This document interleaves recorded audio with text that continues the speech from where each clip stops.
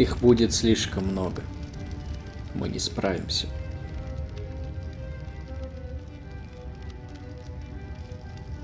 Когда они пришли на нашу землю, их было много. Когда они забирали нашу свободу, их было много. И вот сейчас, когда они придут забирать наши жизни, да, их опять будет много.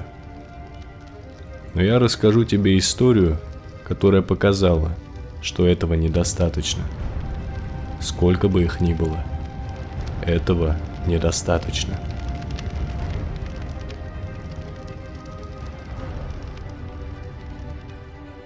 Это случилось 14 лет назад. Турецкий шакал Абдулхамид решил, что имеет право угнетать армянский народ. Но Андроник был с ним не согласен. Он взял на себя руководство всеми силами сопротивления Муши и Сосуна и решил перейти к активным действиям. Вместе со своими соратниками Андроник Паша, Акоп Кутоян и Геворг Чауш разработали план вооруженной операции на территории Муши. Ты понимаешь, они надеялись, что эти европейцы, эти христиане обратят внимание на наши проблемы и помогут нам в борьбе с турками. Но, как оказалось позже, им было все равно.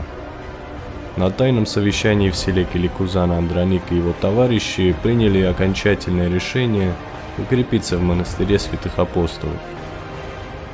Через пару дней, 3 ноября, Андроник и Геворг вместе со своими бойцами встретились с отрядом Себастат Симурада и отправились к монастырю.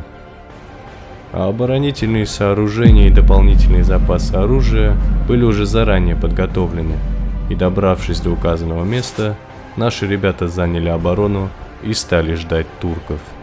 Османы, когда узнали об этом, отправили к монастырю 5 своих батальонов под командованием Ферика и Али-Паши. 7 ноября 6000 турецких солдат осадили армянский монастырь. Началась битва. На протяжении 20 дней небольшой отряд Андроника, численностью около 40 человек, успешно отражал атаки целого турецкого полка. Помимо армянских бойцов, в монастыре также находились священники, подсобные рабочие и около 70 сирот вместе со своими учителями. Ты чувствуешь эту разницу, сынок? Небольшой отряд Андроника за время битвы смог уничтожить более 1500 турецких солдат, а командование противника было шокировано. После многочисленных потерь турки были вынуждены пойти с нами на переговоры. На 19-й день наши бойцы получили от турецкого командования предложение сдаться. Переговоры длились достаточно долго, а армянское духовенство и европейские консулы принимали в них непосредственное участие.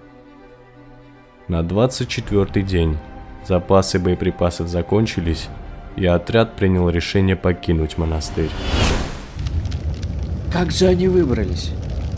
Мы надели на себя турецкую форму и вывели всех людей из монастыря, выдав их за пленных. Господин Кутоян? Андроник вел нас мимо турецких солдат. В какой-то момент он даже решил с ними немного поговорить. Благо его турецкий на превосходном уровне. Мы ушли в горы, а турки нас даже и не заметили. После этих событий они стали называть Андроника призраком, а курды верили, что в ту ночь, когда он снял бурку, из нее выпало множество пуль. О нем начали слагать легенды по всей Армении. Андроник показал туркам и курдам, что мы можем взяться за оружие, что армянское сердце может бороться и защищать свои права.